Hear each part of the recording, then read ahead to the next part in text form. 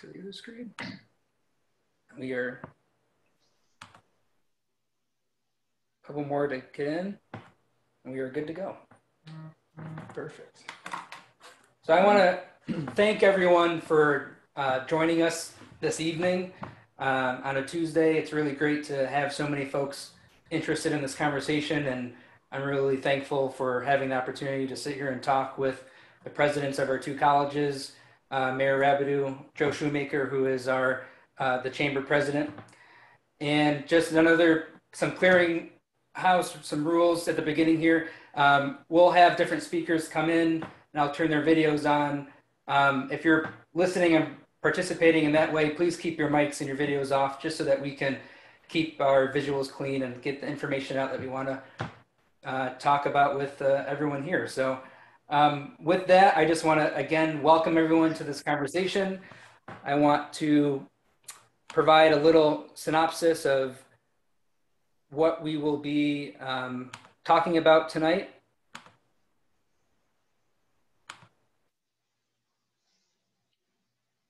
And as you see, we'll have some opening remarks from the Village of Saranac Lake Mayor Clyde Rabideau, remarks and presentations from our college presidents, some perspective from the chamber president and executive director on just what this conversation means for the community, and then also talk about diversity, equity, and inclusion on campus and in our community as it relates to welcoming students back. And then we'll have different questions and times for discussion during the event tonight. But with that, I would like to offer the floor to Mayor Rabideau. Thanks for joining us. Thank you, Patrick. It's really an honor to say on behalf of Saranac Lake that I welcome back all of our great students from North Country Community College and from Paul Smith College. We've really missed you. It's been a long time since COVID-19 struck our nation and the Adirondacks. And our community really hasn't been the same since you left, because you had culture, you had diversity, vibrancy, and economic stimulus to our village, and you're a lot of fun. You guys are great, and you really do help make Saranac Lake, Saranac Lake. So many of your predecessors have made our village their home after graduation, and the alumni from your schools are an integral part of the fabric of our village and our region. We are all family. We stick together, we work together, and together, we're going to prevail over this COVID thing and make this coming academic year the best yet. It's going to be probably the most challenging yet. But then I recollect down to the World War II vets coming back and transitioning. You know, they had it pretty tough. If they can do it, we can do it. We can improvise, we can prevail, and have an experience of a lifetime. And your input on how to best do this will be encouraged. Contact us, contact the presidents of the college. We're ready, our ears are open. We want to work together with you. So I just want to wish everyone the best of luck as you come home to Saranac Lake. And the key word there is home. This will always be your home. Thank you. Thanks, Mayor Rabideau, for that and for some opening remarks. I appreciate the sentiments, and I think Joe and John would also kind of echo the same thoughts that you had. I want to now turn it over to President of North Country Community College, Joe Keegan, who will provide a little synopsis of how things are going on their campus, what they're doing to reopen, and I'll bring up your presentation momentarily. Joe, how are you tonight? I'm well, Patrick, and you? I'm doing all right. Super. Thank you so much, Patrick, to you and Joe for setting this up and for the vision to have this, and nice welcoming. I appreciate the mayor's sentiments as well. I'm one of those students who came to college, who came north to go to college, and that was 41 years ago, and I haven't left. I've made it my home, and I found the Saranac Lake community to be a really welcoming place. And I want to thank all those that have had a hand in setting this up, and to thank all those that are joining us. Students of both North Country and Paul Smith, our faculty and staff, and neighbors who are interested in hearing what we're going to be doing for the fall. You know, this is our 53rd year as a college in Saranac Lake. It's our 53rd year as a college, and we've had headquarters here in Saranac Lake. We've been in Malone, and we've been in Ticonderoga. We've been all over the North Country. That's a really good name for us. And it has been over a half century of really solid relationships with our communities that are what make North Country so special. We've got deep and abiding partnerships with area business, with agencies, and clearly with the Chamber, as illustrated so nicely here. We've got a long-standing relationship with Paul Smith College. Sometimes we are athletic rivals, but we've always been colleagues when it comes to academics and supporting one another and the aspirations that both institutions have. And I'm sure that's going to continue with President Strauss's leadership and going forward. While those relationships are always important, the value of them came in stark relief during the last several months during the pandemic. We found that we had to lean on those to help us find our way through. Franklin County Public Health, Essex County Public Health, Adirondack Health.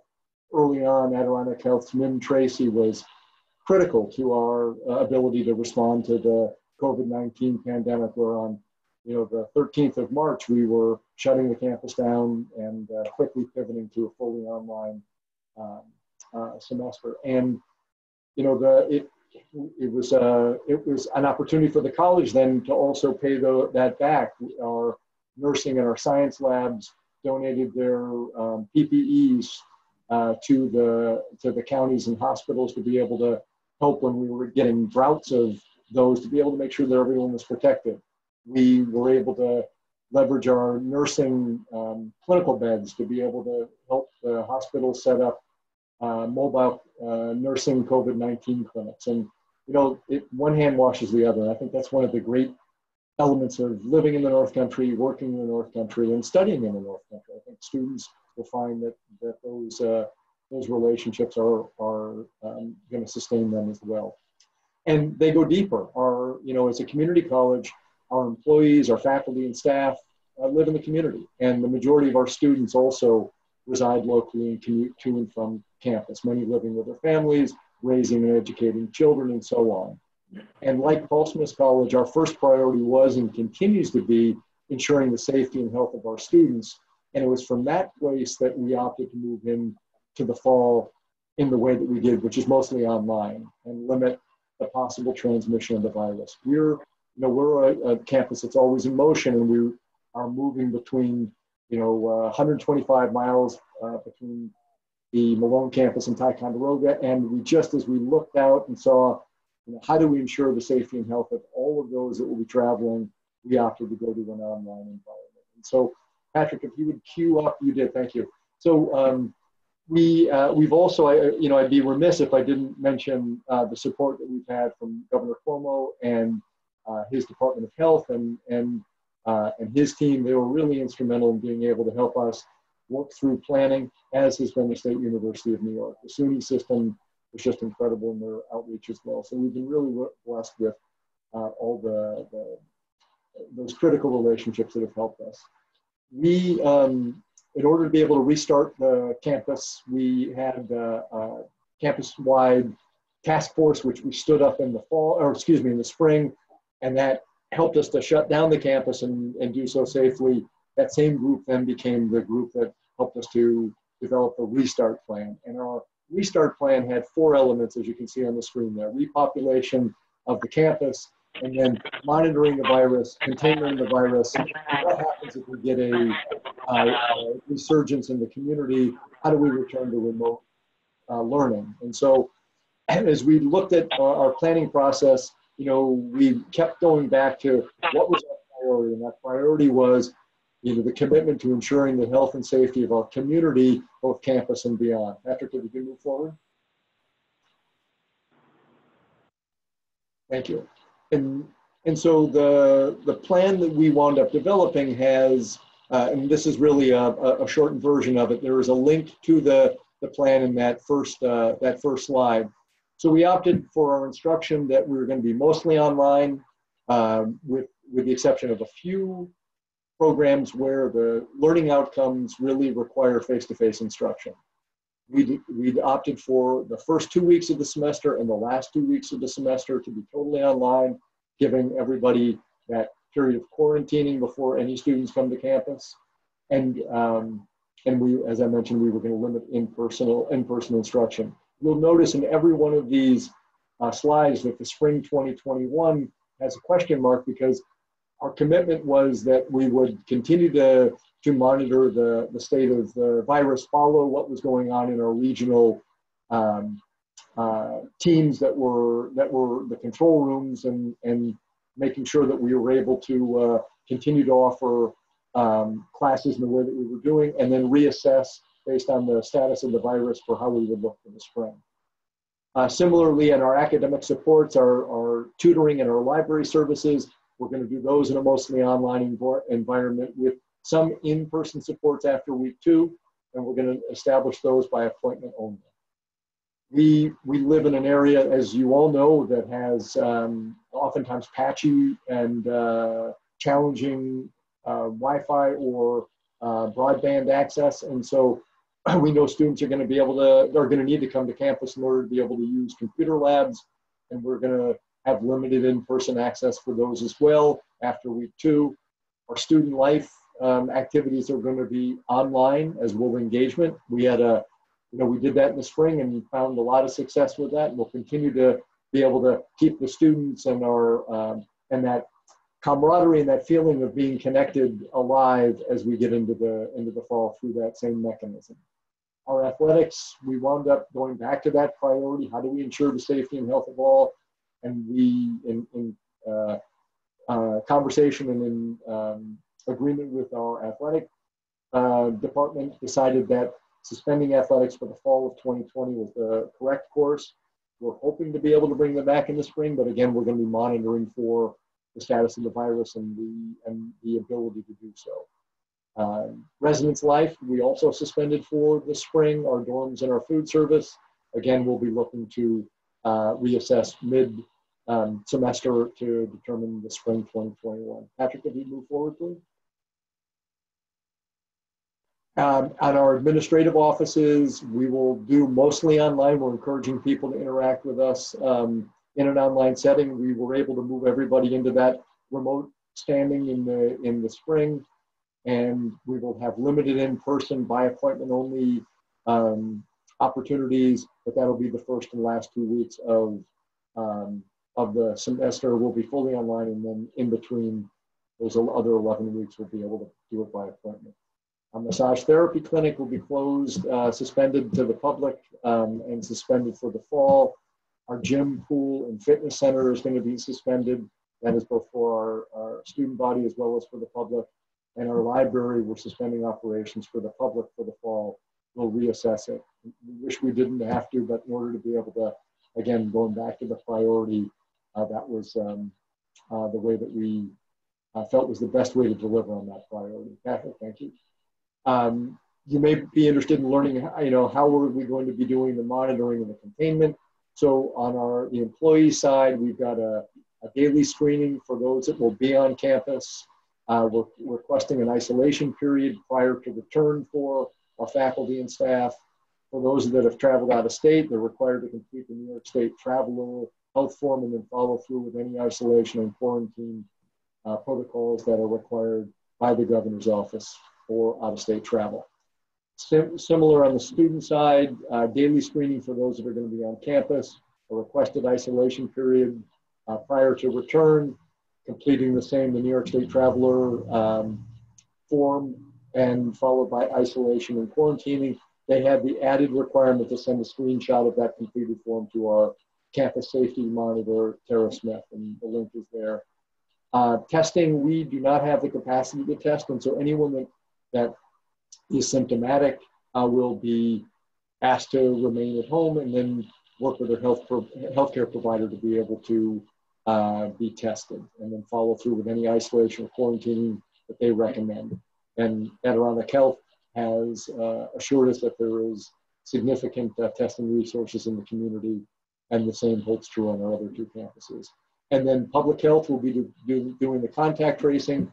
As most of you know, Saranac Lake is split between Essex and Franklin County. We work with both counties' public health offices, and we will align our support of their contact tracing efforts in the case that there's any positives. And Patrick, if you move forward.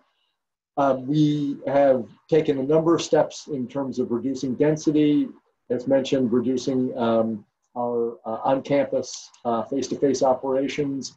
I should mention that those are really going to be limited to our practical nursing class for clinical experiences, our massage therapy class, including some instruction in clinical, our rad tech class, again, primarily for clinical, and an environmental science lab, which those are those limited opportunities.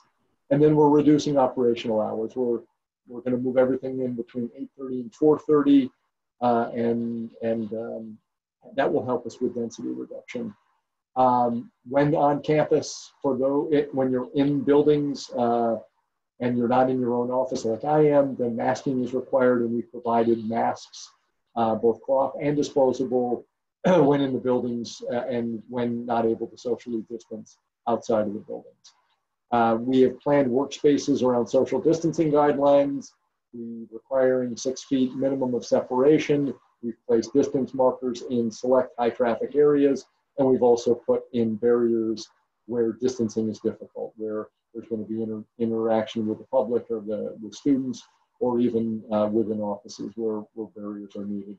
And then in terms of cleaning and sanitation, we've done additional targeted cleaning. So this is really a stripped down version of our plan. We've got a more full-throated version out on the website. You should feel free to read it, and if you have questions or you have questions afterwards in any of this, we're happy to answer those.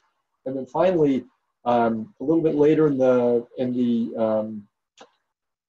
session, our Dean of Student Life, Kim Erlin, is going to speak to some of the efforts that and commitments that we've taken in terms of our equity and diversity and inclusion efforts over the last several months. During the last several months, our nation and our local communities have been embroiled not only in responding to the pandemic, but also in confronting and wrestling with the historical patterns of racial inequity, symbolized most succinctly with the Black Lives Matter movement. North Country is a community that values diversity and individuality. We value compassion and kindness, and we stand in opposition to injustice of any kind, including structural and institutional racism. Whenever any individual in our community suffers, we're all affected. And I'm sure that speaks for all of us on the call. Our hearts go out to our students and our colleagues and our community members who've been the victims of such treatment. And we as a community pledge to use the power of higher education to help transform those historic and social and economic injustices right here in our community. And one of the ways most recently that we've done that, and I'm always astonished, and I shouldn't be, with just the creativity and the thoughtfulness and the kindness that our community and our campus community, our faculty and staff exhibit. So this year, we saw an opportunity to be of service to our campus, our broader community. When the pandemic hit, we looked for ways to be able to support people that were really struggling. And our faculty and staff launched a free webinar-based series called NC Live. People gave a lot of time and thought into it and rolled it out in 3 distinct buckets. So the first was in June, focused on wellness and stress management, which we were hearing people were really struggling with in the wake of the pandemic. The second had to do with financial literacy and being able to work remote. And then the third set of free webinars was originally targeted to be Adirondack history. And this group saw an opportunity to tie the work of in support with the Adirondack Diversity Initiative and our commitments to tackle the structural inequalities that have been pervasive through doing some targeted Black history in the Adirondacks. And so we've had our first of a series of 4 that Peter Nelson delivered last week on the history of Timbuktu in the town of North Elba, and then that relationship to voting rights. We have 2 coming up on the life of John Brown and his legacy. And then Peter will be coming back and looking at place names in the Adirondacks and diverse past. And so I'm really proud of the effort of my colleagues here at the college, and Kim will be speaking more about that a little bit later. So I'd like to turn it over. Thank you, Patrick and Joe, for the opportunity. I want to turn it over to President Strauss.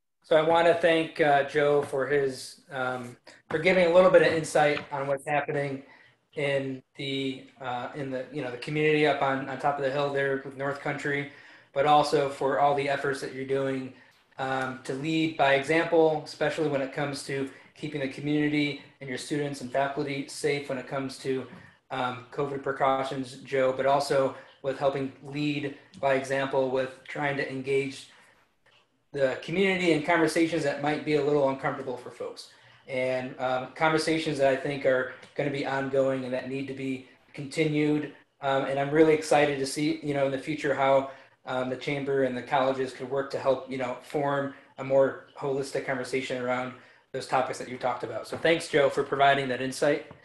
And now I would like to turn it over to President John Strauss of Paul Smith College to provide some insight on what's happening on their campus. Well, thank you, Patrick. This is a real pleasure for me to appear before you. I can tell you that it was just a month ago that my wife Jean and I traveled to the North Country for the first time. And so just a few days later, we moved in, and we've been here now for somewhat less than a month. And I can tell you we've become confirmed North Country proponents. This is an amazing part of the country in which you live and work. We're delighted to be here. We're fully engaged. And when this interim presidency ends, I suspect you're going to have to tear us out of here. We are with you. I'm going to talk a little bit about Paul Smith's reopening. And if you could move to the next slide, let me introduce our team. Obviously, I'm speaking with you now. David Placey, our Vice President for Enrollment and Student Affairs, is waiting to support the questions, and Professor Annie Rochon, Assistant Professor at the college and co-chair of our Diversity and Inclusion Council, will be presenting our approach to the social justice, diversity, and inclusion in the second half of the program. Patrick, the next slide, please. So let me say a few words about Paul Smith as a neighbor. And I was absolutely delighted with the mayor's introduction and welcome of our students to your community. I should say our community. That was a wonderful message, and I'm going to try and capture that recording and show it to our students when they arrive on campus next week. It was absolutely marvelous. So let me say that without COVID, as I suspect most of the people tuned into this program know, we encourage the use of our campus facilities and programs. Obviously, in the summer, we help attract tourists to this area. And in the fall, winter, and spring, we recruit students. And as the mayor commented, most of these students enjoy living in this area for many years. They work, shop, dine, recreate in the town that we all share, and many become permanent members of the community. Paul Smith College is absolutely committed to being a good neighbor. We welcome your suggestions in that regard, and I look forward to speaking to all of you personally as you wish to talk about those kinds of issues. Next slide, please. So let's talk about the fall. We are reopening, and we're reopening in a complete face-to-face approach following the experiential education model that has made Paul Smith renowned throughout the country. In this fall, we're going to have some 650 students on campus for our face-to-face instruction. Most are from New York, New England, and Mid-Atlantic, but I can tell you with pride that one is from Sweden. In fact, we had 11 students planning to come from various countries around the world, but the difficulty of getting visas just left us with our one student from Sweden who will be very much touted this semester. Of these 650, about 450 are residing on campus, and the others will be living in and around Saranac Lake. This will be a 14-week semester for us. We're starting early. Actually, just a week from today will be our first classes. Our students arrive on starting on Thursday. They'll be introduced to the wonders of the Paul Smith campus and environs. And then come Tuesday, they'll be fully at it as full-time students of this amazing institution. Now, because of the threat of COVID, we are going to end early. In fact, we're ending just before what would normally be the Thanksgiving break, and there'll be no travel breaks in our schedule, so that I'm sorry to be competing with this noise from outside, but I can tell you just prior to this Zoom conversation starting, the air conditioner in my office fell out of the window. So I've had to open the windows to avoid melting into a pool here. And so there'll be some noise, but I hope you'll bear with me. We have 3 key success strategies, which I'm going to talk about in the next slides. But let me stress that our one overarching goal is to provide meaningful experiential education in a healthy and welcoming place. And in fact, it's because this is such a healthy place that it makes it possible for us to reopen.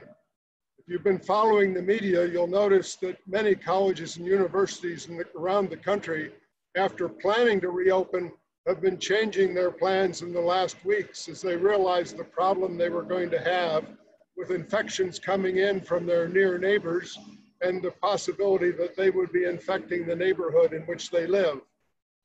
At Paul Smith's, we don't exactly have that issue. We are separated from Saranac Lake by some 15, 16 miles, and there's relatively little traffic in and out of campus.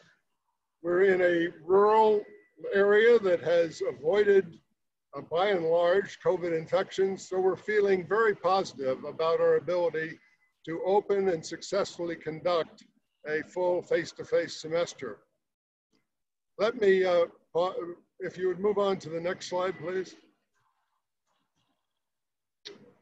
Let's talk a little bit about health and safety. We're off to a safe start. We've quarantined about 30 students from the list of New York restricted states. They're living on campus. We allow them out of the dorm for an hour a day, and we bring meals to their rooms. So it's a very strict regime, and I'm very proud of them for having survived for 10 days. And if they can just hang on for another 3 or 4, we'll be out of the woods. We've reconfigured the campus, much as Joe described at the community college, to facilitate social distancing so we can separate students and professors while they're engaged in lectures and laboratories. We're also providing the quarantine dorms that I've mentioned, but we also have dedicated isolation space. Should anybody become ill, and we hope they won't, we can isolate them on campus or encourage them to go home. In terms of screening and testing, we've developed our own special mobile app. So literally everybody, every day, will sign in at the beginning of the morning, answer a series of questions that determines the state of their health. And if they pass, they get a green bar that they can then demonstrate to other people that they're on campus with permission. If they don't pass, they get a red bar, and we follow up quickly. We have a 100% participation goal from students, faculty, and staff in this program, and we'll see how that goes. In addition, we have very rigorous expectations to preserve a safe campus. We have no guests. Now, unfortunately, this includes our neighbors. So favorite spots such as the library and the fitness center and the Vic will not be open to the general public. But I will tell you that the Vic trails are open. I've been out on them, enjoying them, and I encourage you to do so as well. They're an absolutely amazing resource. And those of you that are participants or patrons of the Gonzi restaurant will be happy to know that it will be open this fall, but reservations will be required. We're encouraging our faculty and staff and students to not travel any more than absolutely necessary. And of course, we're taking steps to prevent large gatherings. Next slide, please, Patrick. Let me say a few words about what ties this all together. We've developed a campus SMITty Safety and Civility Pledge. The notion here is to encourage rather than demand compliance with our health and safety protocols, encourage everyone to recognize that they have an investment in not only protecting their own health, but protecting the health of their fellow classmates, their faculty, of course, and the staff that help support them. So this is all based on the notion of you're a member of our community and we have certain standards that we expect. Now there will be some people that test that, and we'll talk about that when that occurs. Our concern for health includes a mental and emotional well-being as well as physical safety, and I'm mention that in particular in regard to those 30-some students that are locked away in their quarantine rooms right now. Go to the next slide, please. And we've also, as Joe described for his campus, we're very concerned about academic flexibility. We've got online access for all of our students, particularly those who happen to be in isolation or those in quarantine. So those that are not able to attend the class in person will be able to follow the class along in a synchronous fashion via Zoom with direct communication capability with the faculty. And we believe while that will not be ideal, it will be a lot better than sort of a featureless online experience that so many of us experienced last spring. And I don't want to dwell on this, but we do have a built-in capability to pivot to online instruction should a shutdown be required. And of course, our whole work with the community will continue. Next slide, please, Patrick. While I've talked a little bit about our reopening of our academic enterprise, I should say a little bit about our Adirondack Watershed Institute that so many of you have experienced. We remain open and working, and has been all summer. We've got several major services that a number of you have encountered. The boat inspection and decontamination, and of course COVID awareness, is occurring at some 100 stations across the New York State waterways, and those of you that are boaters, I'm sure have experienced that already. We do a lot of water testing across the state, both as a general scientific and academic pursuit, but also under contract to various folks needing such testing. And I should remark that with our very strong focus on the environment, you can probably imagine that the water testing here on the St. Regis Lakes is very intense. And we've recently really taken on a leadership role in the New York State Road Salt Reduction Program. A bill recently passed in the legislature, and it is being road tested here in the Adirondack Park, and we are playing a major role in assuring that proceeds well. I would like to mention that the AWI is conducting a Water Week program in partnership with the Northwood School. That'll be on the dates August 23 through 28. There'll be 6 interactions at 7 o'clock each evening. And we would hope that you would be interested in following along with us. If you check out the AWI website, you'll find the details for how to sign on to those programs. They promise to be absolutely marvelous. We can move on to the next slide, please. And of course, we have this whole issue of social justice, diversity, and inclusion. Our Professor Annie Rochon is going to speak to our many initiatives in this regard in the second half of this conversation. And of course, we all stand ready to respond today at your convenience to any comments or questions. With that much said, I'd like to thank you all for participating in this program, and I look forward to trying to respond to your questions and inputs as it concludes. Thanks so much for your attention. Perfect. Thanks, John. Appreciate it. For those of you that don't know me, I'm Joe Shoemaker, the president of the Saranac Lake Area Chamber, here with Patrick. And I just want to take a minute and just recognize how much we as a community appreciate all that these two universities do for our community. And I mean, just you thinking about our friends and neighbors are employed by these two organizations, not to mention, you know, we have all of these students. And Joe, you mentioned in your presentation too, that 53 years North Country has been in the Saranac Lake area. That is a substantial amount of time that our community really has embraced this partnership. And Paul Smith is, I mean, I did some digging, 74 years. 74 years Paul Smith has been up here. So these are long-term you know, organizations that really help push commerce forward in our community.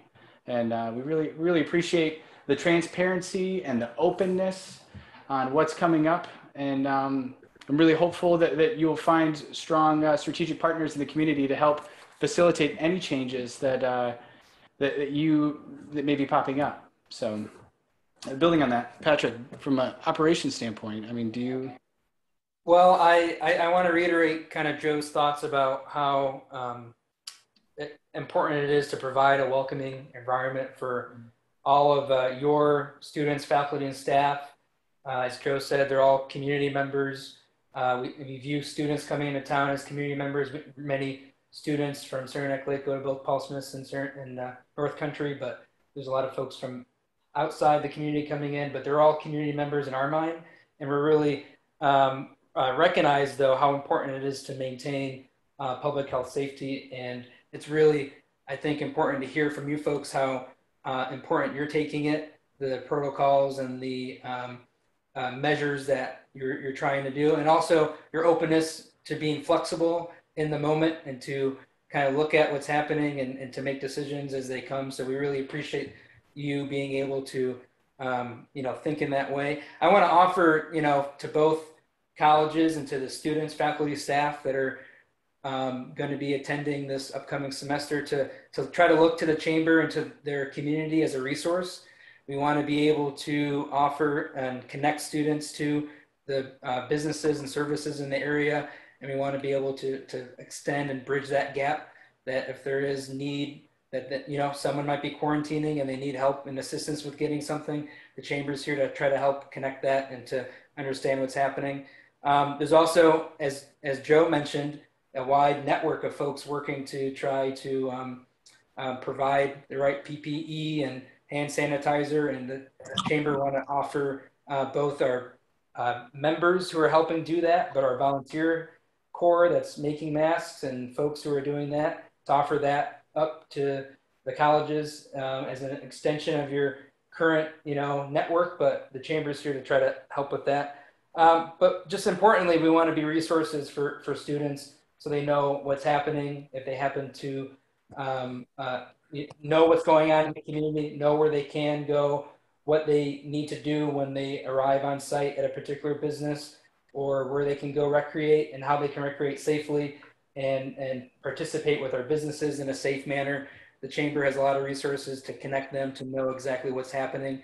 So we want to, you know, help as much as we can so that students, faculty, staff feel welcome, that we want to be here to help support that, because we recognize, as Joe said, kind of the importance of strengthening that bond that we have with the community and with the two colleges, and to keep strengthening that to move forward.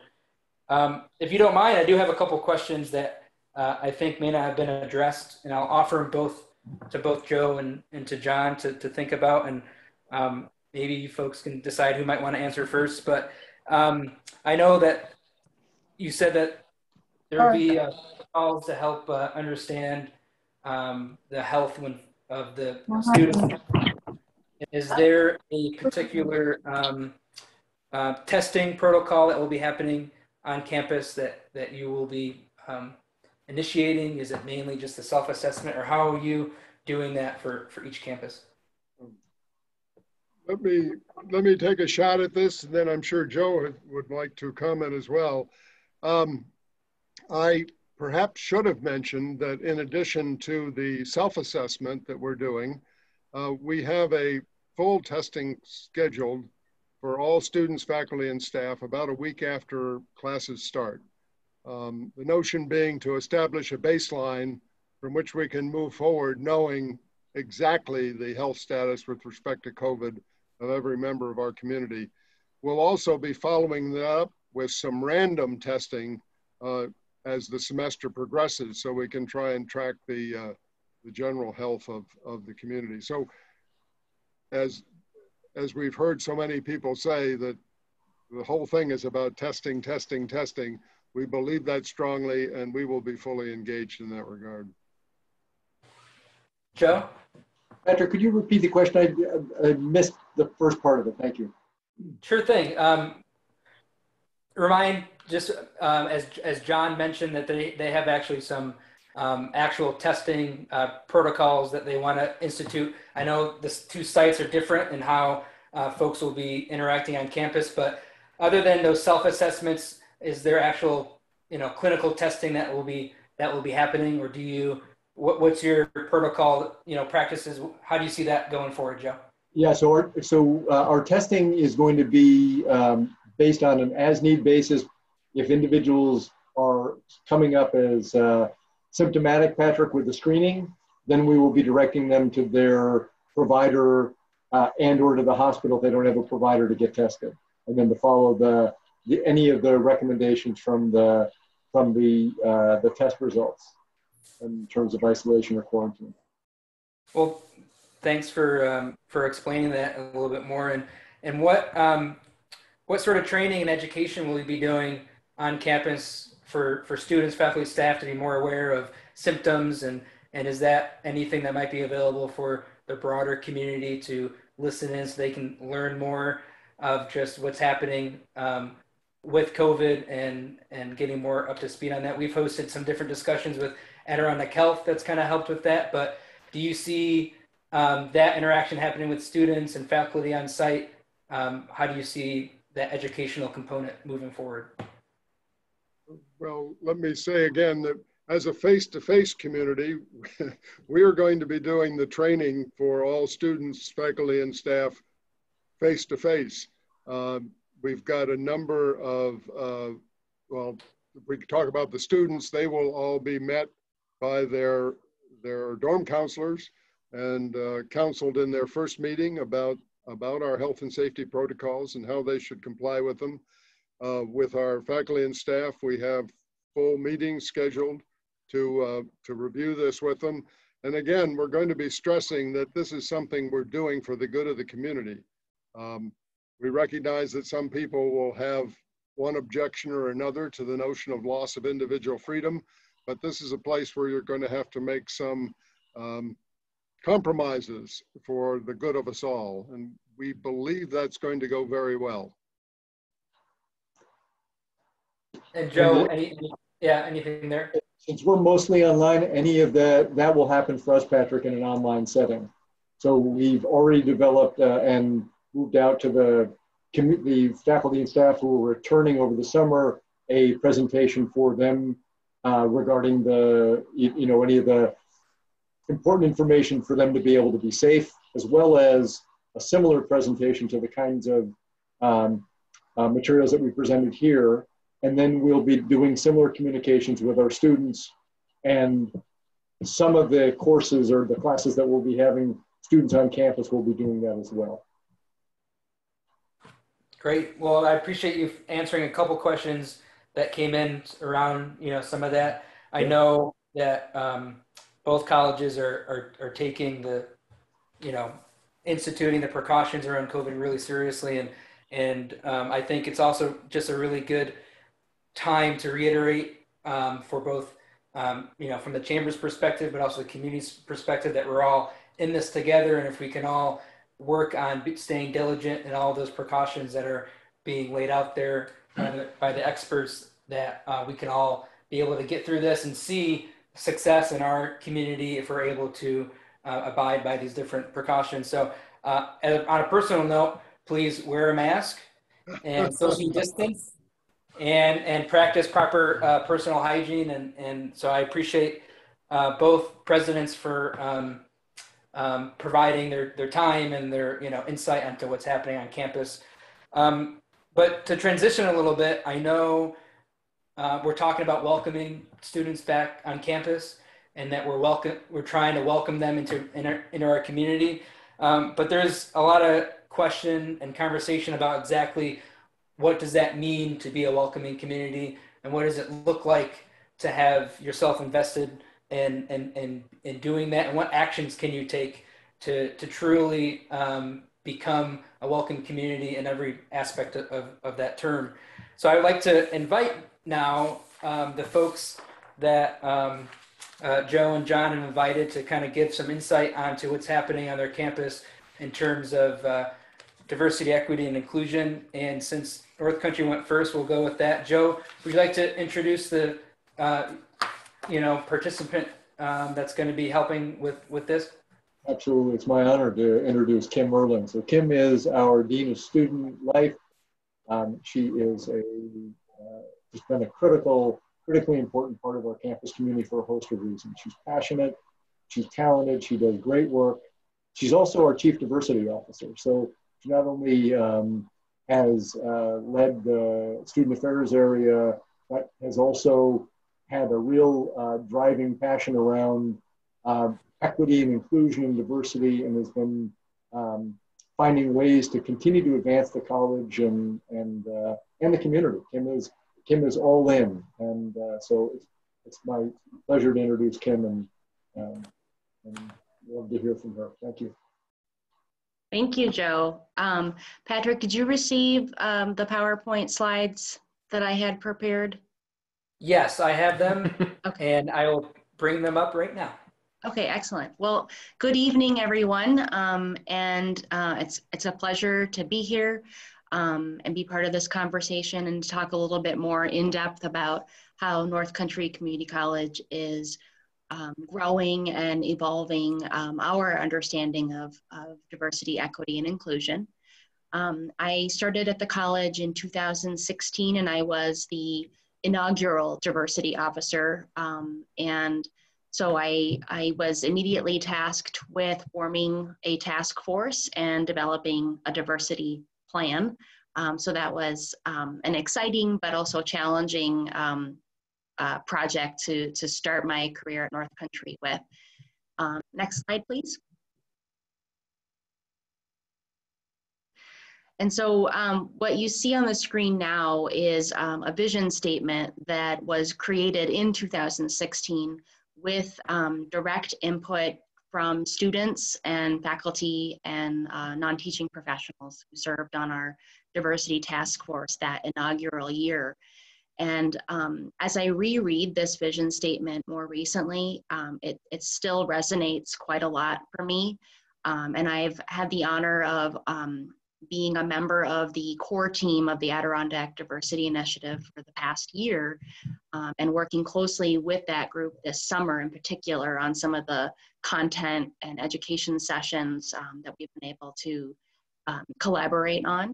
So just like Joe highlighted earlier, a lot of the North Country Live content that's been coming out this summer, the Adirondack Diversity Initiative has also been very busy delivering a rapid response of anti-racism curriculum since June.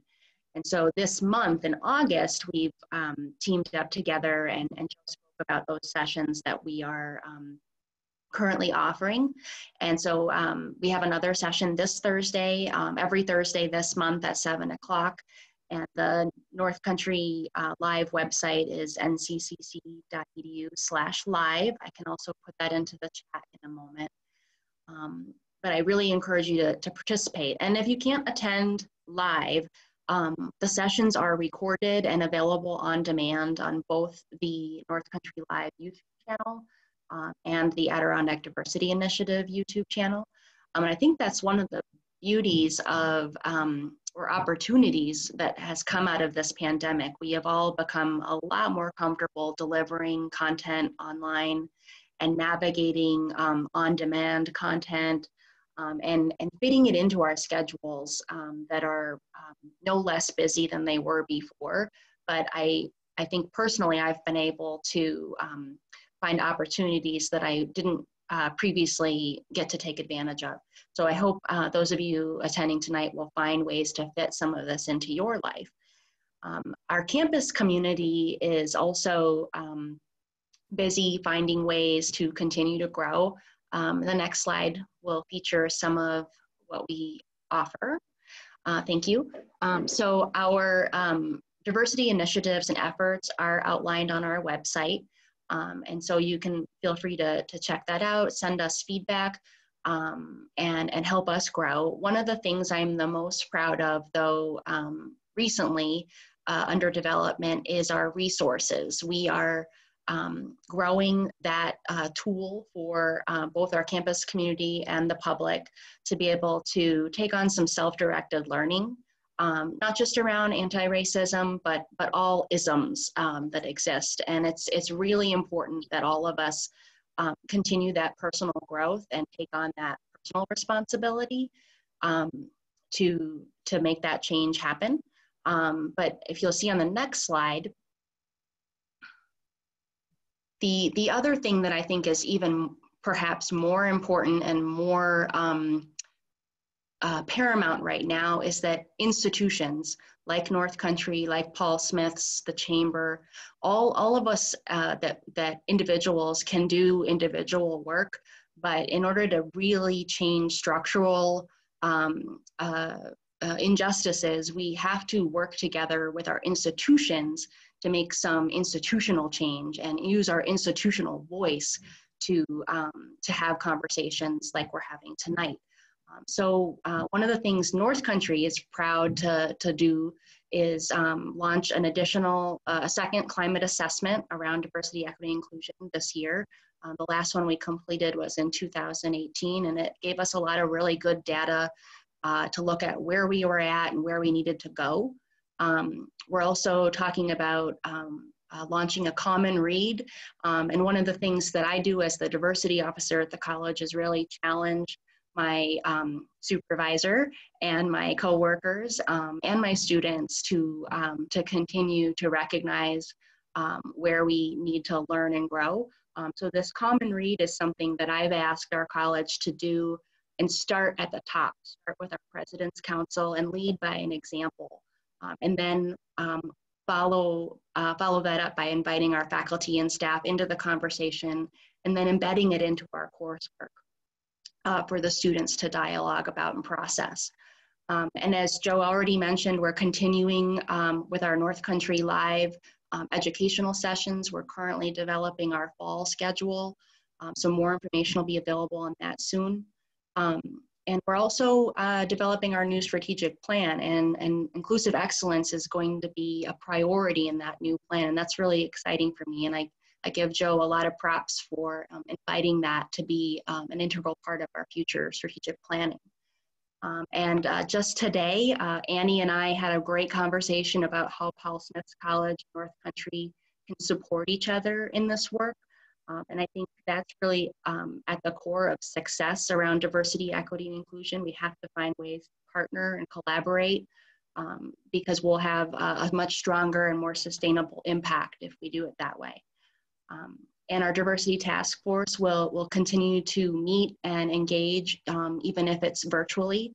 And I'm currently looking to find ways to include external members as advisory board members to that task force. So those are some of the things that are coming up soon and that are already in motion at the college. Thank you. Thanks, Kim. I appreciate it. That's a lot of really good information to kind of think about. You have a lot of interesting resources that you're helping to develop, and the chamber wants to be involved in helping spread the word about those, but also participate potentially in the future and maybe reaching out to the business community on talking about some of these issues. So thanks for providing that insight. I appreciate it. Now we'll turn to Paul Smith's.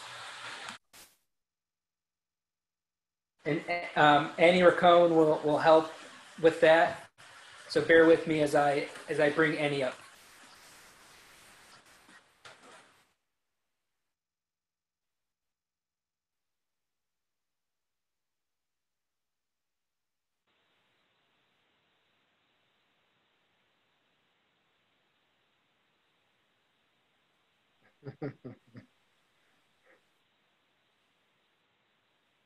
Annie, can you hear me?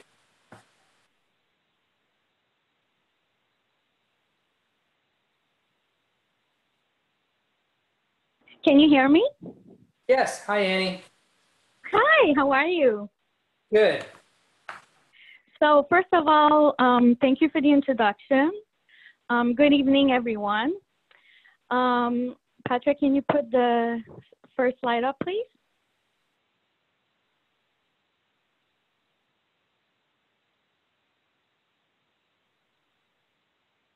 Patrick? Hold on one second. Are you there? I'm finding it. Yep. Thank you. So my name is Annie Rochon, and I'm a foreign language professor at Paul Smith College. I am also the co-chair of the Global Diversity and Inclusion Council. Thank you, Patrick.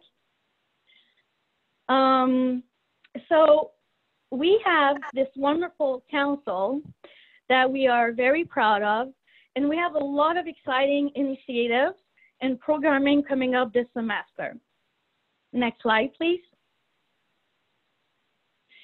So what is the Global Diversity, Equity, and Inclusion Council? So Paul Smith College is working very hard to implement new ways to create and support a diverse and inclusive community on campus, but also in the surrounding community. As Kim mentioned earlier, we had a wonderful conversation, and I'm so excited that we're going to be sharing our efforts, our energy to make this community more diverse and inclusive. Next slide, please. So why is it so important to teach diversity to students, faculty, and staff, as well as social justice? It's all about expanding our experience. It's about social development. It's about helping our students for future career success. It's about helping our students to work in a global society. It helps promote creative thinking. It helps with self-awareness. And there's so many more advantages to include diversity, inclusion, equality, and social justice in our curriculum. Next slide, please. So again, we're working to, you can say our mission, we're working to create an atmosphere of mutual respect and to promote and retain faculty and staff from all backgrounds, perspectives, and abilities. Next slide, please. So as we mentioned before, we're partnering with a lot of institutions such as the Saranac Lake Chamber of Commerce, NCCC, and I mean, we're all in this together, right? So we need to keep working together and making sure that we're like improve and our society for the better. Next slide, please. So social justice. So social justice is such a big part of our coursework, professional development, and interaction. We strive to be a diverse community where all people are included and valued and where all have a place at the table. We are a community of learners who are always open to new ways of being and supporting each other on our journey of discovery. Next slide, please. So I'm really, really excited to announce, to announce that Paul Smith College will have a Diversity, Equity, and Inclusion Center located in the John Wells Student Center. And this has been a long time coming. I'm so very much excited. The goal is to create a safe space, no judgment zone for students, faculty, staff, and members of the community. So we're going to be present online and on campus. We're going to be there for our faculty, our staff, our students, and of course, our community. And we're hoping to open the door of the center in September. Next slide, please. Also, we've been working really hard. We're proud to announce that Paul Smith College will have a Black Student Union starting this September. Next slide, please. So the purpose of this Black Student Union is to promote social and academic interaction with the PSC community and serving as a medium for Black students and people of color. So it's going to be a Black Student Union where everybody is going to be welcome. The purpose is to educate, to be inclusive, to promote social justice. Next slide, please. Again, I would like to emphasize that everyone is welcome to join. This initiative is meant to be a safe space, a learning opportunity, and a support group for all regarding the recent call for advocacy towards people of color. Next slide, please. So I'm a teacher, so I can be talking all night, but I know I am time. I would like to leave you on that quote. It's my favorite quote, and it's something that I live by, and this is what motivates me and makes me such a huge advocate for social justice, diversity, and inclusion.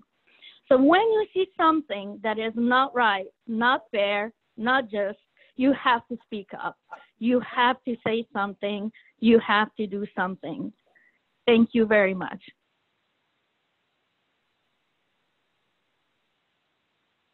Annie, thank you so much for giving us a little insight on everything that's happening up at Paul Smith. Well, thank you. Yes, it's really interesting to hear of all the different efforts that you're hoping to unroll as the semester goes out. Kim, can I ask you to come back for a quick second?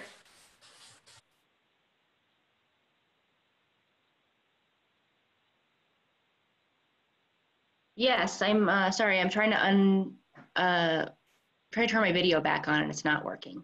There we go. Hello, I'm still here. And it's great to have you again. I wanted to say again, thanks to both of you for offering that insight. The chamber is doing its own internal work. And I know a lot of the times, we're going to be in uncomfortable types of conversations, but it's really important to kind of lean into those conversations and to have an open mind when we're trying to think of ways that we can talk about this. And you bring up a really important point about how we as individuals can do a lot of work, but it's the next step is to look at our organizations. And as the executive director, and I know Joe, the president of the chamber, we're working on that, with our own organization. Yeah, I don't know if you want to. Yeah, well, so we've been doing a lot of work, like I said, with our organization, just internal searching. How do we move forward? This isn't a formal announcement. We actually have some really cool speakers that we're lining up that are going to come to the community and really help us take that first step. A lot of the resources we saw is if you don't know what to do or what to say something, anything, just get the conversation started. So we're actually reaching out to professionals who this is exactly what they do, and I think the Adirondack Diversity Initiative has done an outstanding job getting us close to that first step and then taking that, and now we're really energizing up and finding synergy with our community partners. So keep your eyes open for those emails that come through. They're definitely more animated than they used to be, which is a lot of fun. But we're actually going to have some more content there. And some really cool opportunities for everybody as well. And just to build, on what Kim said, but what Joe's alluding to is we're wanting to do our own climate assessment as an organization, so we know and we have a base point, and we have information at our disposal to know internally where we are and how we can, think internally first, which I think is a really good thing for folks to think about if they're looking at their own organization or their business or their coworkers, is to have that conversation internally so we all have an understanding together, and then you have more information to know what you can do externally with the people you interact with and with different stakeholders that you might have. So that's a really good thing to do kind of internally. It's very healthy, I think, as organizations and businesses to have that conversation internally. This is a question I pose for both of you. What can the community do to help support some of the efforts going on campus?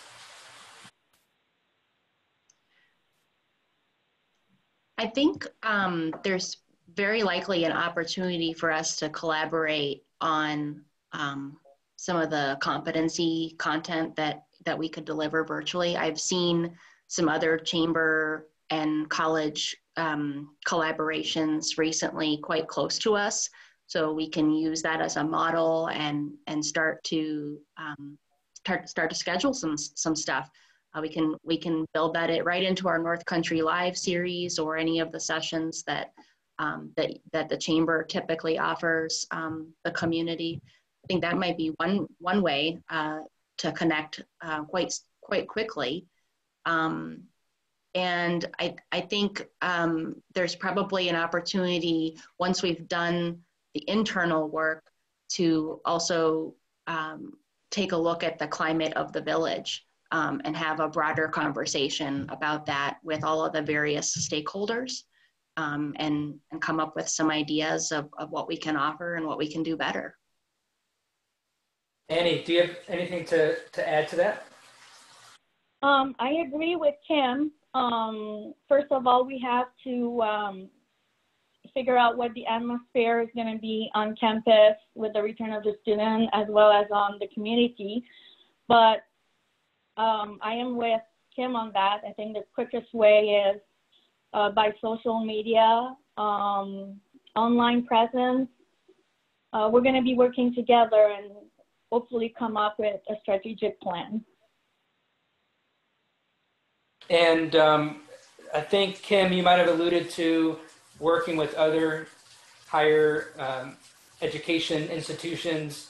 We had a specific question come in from the community asking, are there plans to work with other local colleges that highlighted specifically SUNY Plattsburgh, but, we have Clarkson and Potsdam and Canton and, others. So is there ways and, what's happening there with that collaboration?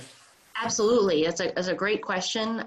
It's another illustration of, I've networked individually with other college diversity officers, but we haven't institutionalized it yet. And actually just earlier today, Annie and I were talking about trying to kickstart a consortium of the regional colleges and connecting not just the diversity officers, but the councils or task force members and coming up with a consortium of support for higher education in the North Country. There's this disconnect right now between the SUNY diversity officer work and the private colleges. And sometimes there's a disconnect between the community colleges and the state operated campuses. And so as a region, there is definitely an opportunity to create some stronger connections and more frequent collaborations. So that's on my radar. And I know Annie's very interested as well.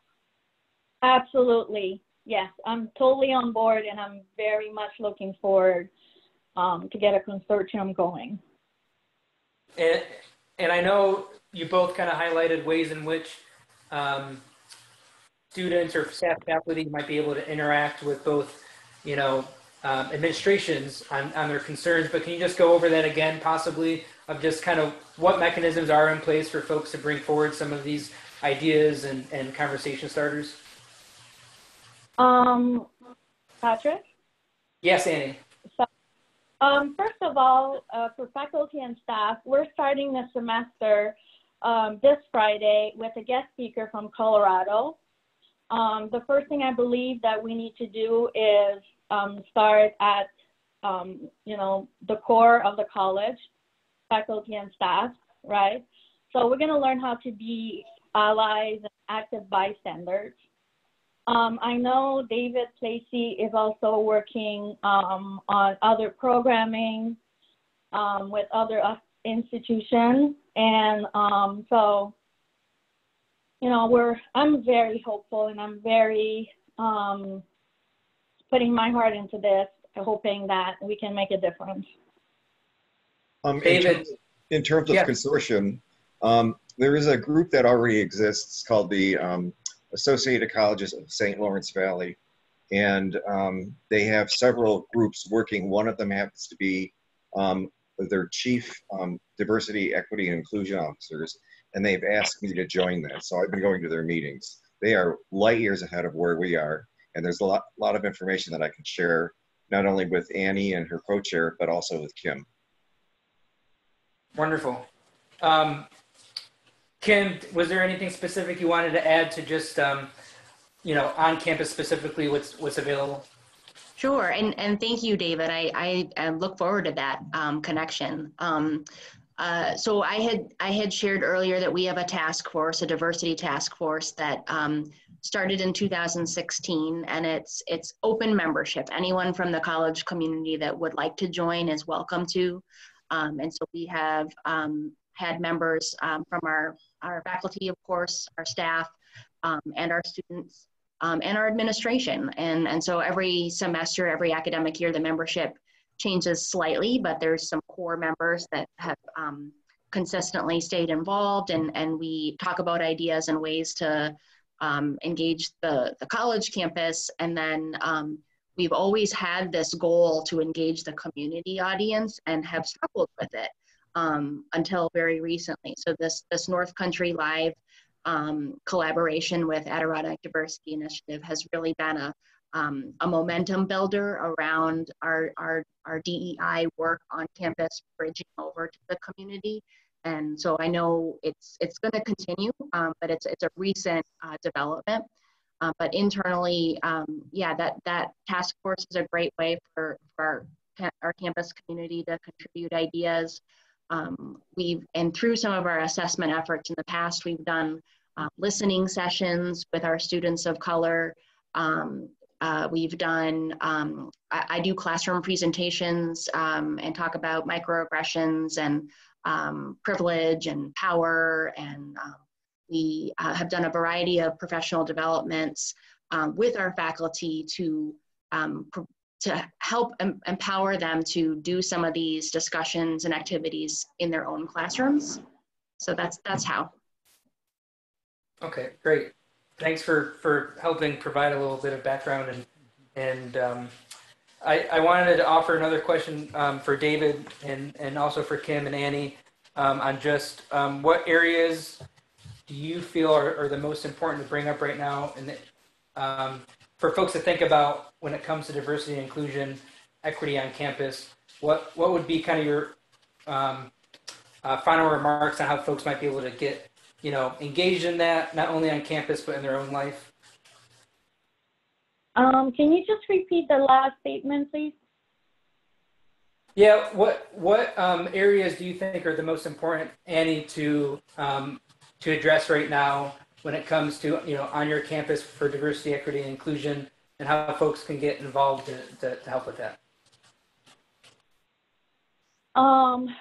Definitely with the events that have been happening in our country the last couple of months, racism is a big topic, right? We need to come together and find ways as a campus, as a community, to work together and be active bystanders. You know, if you see something that is wrong and not fair, you need to say something or reach out to someone. And for that, you need to have the proper tools. And I think one of my goals is to offer programming and give student, faculty, and staff some tools on how to stand up for yourself and for others. I'd like to add, you know, from another perspective, Annie's co-chair, Jody Rossi, is the associate director for international veteran and graduate student recruiting. And she brings the international component to the table because international students are something that's new to Paul Smith's. So there has to be some training around equity and inclusion for them as well. Thanks, David. Well said. And Kim, do you have any final thoughts on that to share? I think it's a hard question to answer, to be honest, because the word diversity itself sets up a lot of defenses for many people. And so we have offered a lot of programming that effectively reaches people who are ready to learn, both from our employees and our students. But it's always and probably and will continue to be a challenge to reach individuals who don't think that this applies to them or don't see how it fits into their worldview. However, that being said, one of the things I'm really hopeful about is the fact that we are doing so much more virtual engagement. I'm hoping that the individuals who might have been too afraid to come to a session in person to learn about some of these concepts might be more willing to come to a virtual session. So, we'll see. That's just a theory that I have. So but reaching the audience that needs the development is the challenge I see right now.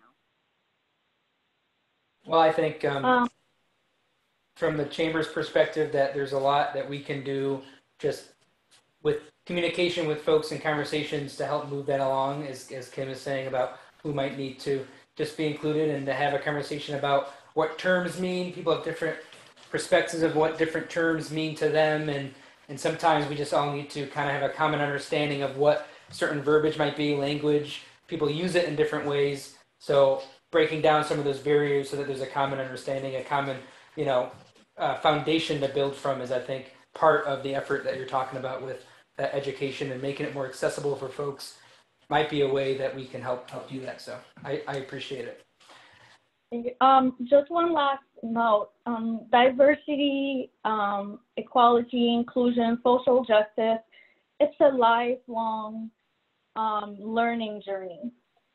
And we're all humans, we're all vulnerable, and we're all learning. We are all learners. So if we work together, I think we can make a difference.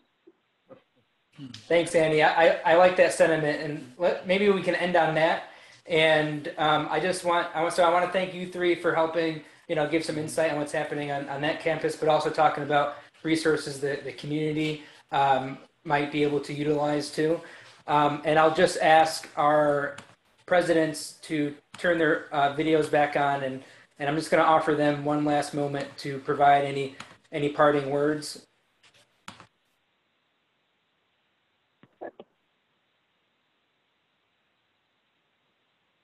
Patrick, I think you have to let my video free. There we go.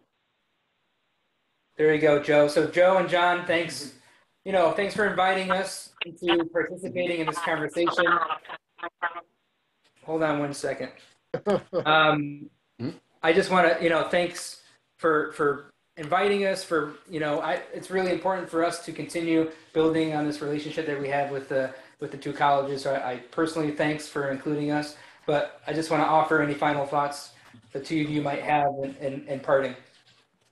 Let me just comment on how indebted we both are, both institutions, to the Chamber for organizing and establishing this conversation. I hope it's the first of many. I think these things are really important. I'm absolutely delighted with the presentations that Kim and Annie made. We're in good hands on so many of these issues, and I'm very proud to be part of this community. Thank you. Thanks, John. Well said, John. And Patrick, I would echo that. John captured it perfectly. Many thanks to you and Joe and to Chris and everyone that had a hand in making this happen. This is it's such an important relationship for us at the college as well. And while we're going to be mostly online for the fall, we look forward to the period when we're able to be more fully engaged, and certainly our campus community will continue to be engaged in the Saranac Lake community. And as has been said throughout, together we can make change in all areas. So thank you. Thanks, and thanks both to the colleges, to staff who were able to help participate, and thanks for both the students, faculty, staff for being dedicated to to their schools. And I just want to end on a note saying that this has been recorded and we can share this with both college communities so they can share that with their students and their stakeholders as well. So on that note, I want to thanks everyone for participating, and I hope everyone has a good evening. Hey, thank you. Thank you, guys. Well, thanks, everybody.